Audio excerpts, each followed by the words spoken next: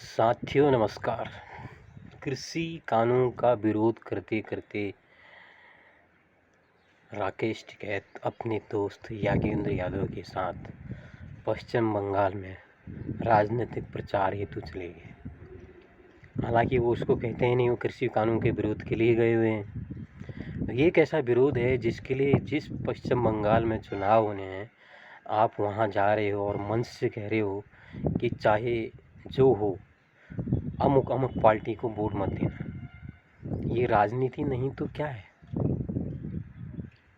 पहले तो देखो, कोई बहुत बड़ा इसमें ज्ञान, जो कृषि कानून है, कोई बहुत बड़े हाई फाई उसमें कोई इंटरप्रिटेशन करने की ज़रूरत नहीं है। जो बनाया है उसमें क्या कहा गया है कि आप अपनी कृषि उपज अपने मंडियों के अलावा बाहर भी दे सकते हो। यही तो है ना?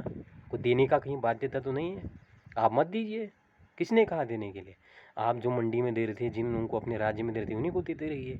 खेल ख़त्म। पहला कानून आपके नियंत्रण में आ गया।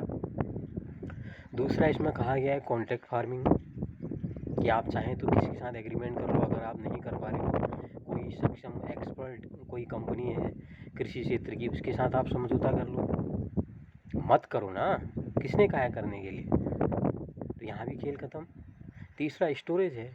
किसने कहा आप स्टोरेज किसी बाहर वाले को, अंबानी अडानी को दो? आप अपने गोदाम बनाओ ना, अपने स्टोरेज में करो, बेच दो उसको। किसने कहा?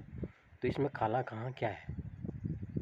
लेकिन मैं इसको बोल रहा हूँ तो आप फिर कहोगे ये गोदी मीडिया फला। एक पत्रकार रवीश कुमार है, वो तुम लोगों को पढ़ाता है, उसके पढ़े में आप आते हो। सर में अपनी बुद्धि विवेक का भी इस्तेमाल करो। अब आप खेल रहे हो, ये क्या 26 जनवरी की घटना से साबित नहीं हुआ? आप लोगों का प्लान था वहाँ पर हम लाल किले में जाएंगे, भगदड़ मचाएंगे, पुलिस लाठियाँ चलाएगी, कुछ लोग मरेंगे, फिर हम हल्ला करेंगे। ये जो सरकार है ये मरवा रही है, ये करवा रही है, वो करवा रही है। आज देखो एक नई घटना पता लगी, जो कृषि फसल इस बार की पैदावार हुई है, अभी भी पंजाब में उससे ज़्यादा की जो पैदावार है वो मंडियों में आ गई। पैदावार से ज़्यादा अनाज मंडियों में आ कैसे गया? अभी भी तो देखिए, इसका मतलब वहाँ आड़ती अभी भी हावी हैं और आड़ती हावी होना चाहते हैं। तो टिकैत साहब, या तो आप चुनाव लड़ लीजिए, खुल के राजनीति में आ जाइए, या तो आप किसान बन के रहिए। तो ये गुमराह करके जैसे देश का खेल का, कभी आप रेल रोको, कभी कोई एक प्रदेश को रोक लो। आप 2-4 अर्बन नक्सलाइट के साथ मिलके आप लोग पूरे भारत को गुमराह करने लगे हैं।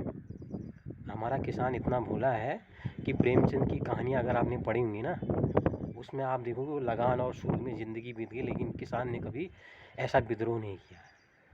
सबसे ज़्यादा तो यही लोग हैं समर्पित देश के लिए, जवान और किसान। हाँ, कभी आप कहते हो कि इसका समर्थन करते हो, बाबा टिकैत की आत्मा को शांति मिल गई, आज इतने बढ़िया कानून है, फिर आप पलटी मार लेते हो। क्यों मार लेते हो? वो कौन लोग हैं जो आपको पैसा देके बात पलटवा देते हैं? कभी नहीं कभी टिकैत साहब बातें खुल के आएंगी।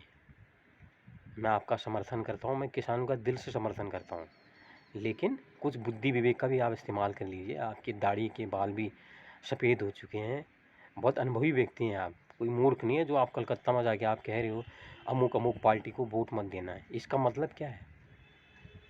तो गुमराह मत कीजिए पब्लिक को। मैं उम्मीद करता हूँ कि एक अच्छे नागरिक आप साबित होंगे। मैं चाहता हूँ भारत सरकार आपको भारत रत्न दे, मैं तो ये चाहता हूँ। आप भी प्रधानमंत्री बनिए ना, किसने रोका हुआ है?